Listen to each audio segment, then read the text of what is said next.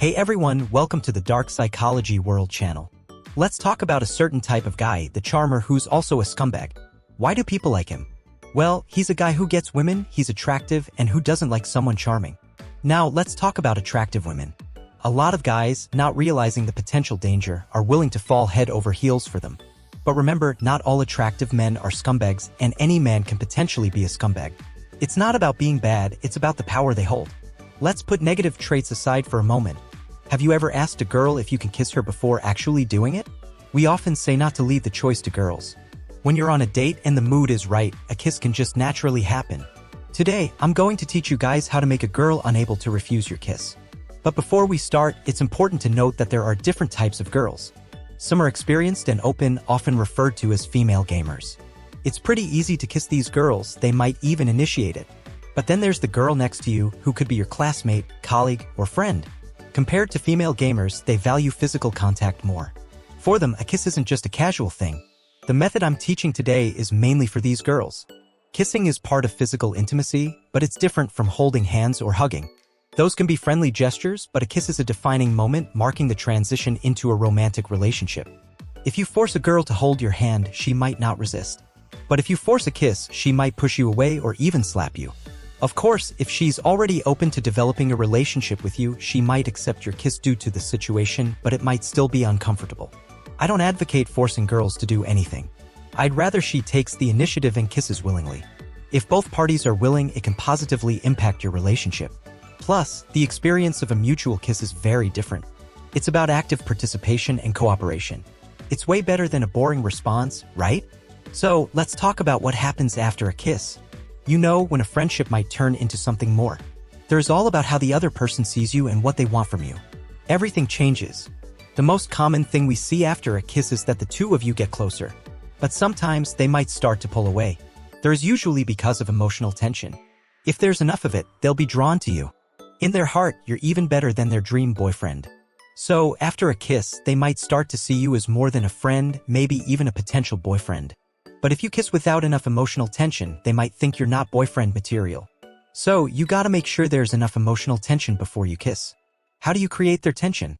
You can play games, chat ambiguously, and other methods. But remember, keep it chill and just right. When there's enough emotional tension between you two, there are a couple of things you need to keep in mind. First off, don't be nervous. Just be yourself and relax.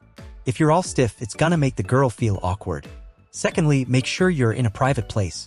Girls can be shy, and a crowded mall or busy street isn't gonna make for a good first kiss. Usually, the best places for a kiss are somewhere quiet and dark, like a private movie theater or a nighttime walk by the river. Before you kiss, try to create a relaxed and fun atmosphere. Maybe tickle her a bit, get her laughing in your arms. When the mood is at its peak, that's when you make your move. Hold her face gently, give her a soft kiss on the cheek or lips, and then go in for a deeper kiss. If she's really into you, you can even ask her directly if you can kiss her. If she says no, it probably just means she's shy. At that point, you can suggest giving it a try. If she still says no, then tease her a bit, make a joke out of it. There are many ways to lead up to a kiss. Close physical contact, creating emotional tension, these are all good methods. Get close to her face, whisper in her ear, tell her she smells really good and that you can't help but want to kiss her. If she doesn't back away or even touches you, then go ahead and kiss her.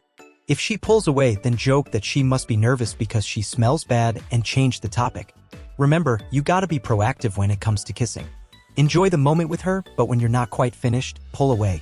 Push her gently and tell her, "You bad girl, that's all you get." This will get her excited for the next round of deep kissing. And that's it.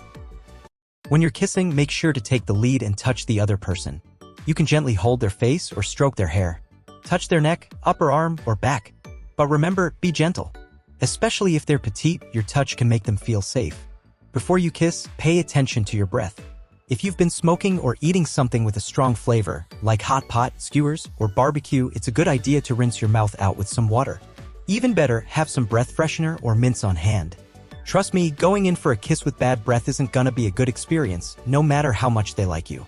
In fact, a detail like that could even make them like you less. If you want to learn how to chat with girls, want to learn how to attract girls, want her to chase you, or if you're in love and chasing a girl, or need help with emotional issues related to dating recovery, then pay more attention to my video sharing. Don't forget to give it a thumbs up. You can also share these fascinating insights with your family and friends. Hit the subscribe bell and you'll be notified when new videos are posted. There's the Dark Psychology World channel. Thanks for watching, see you in the next video.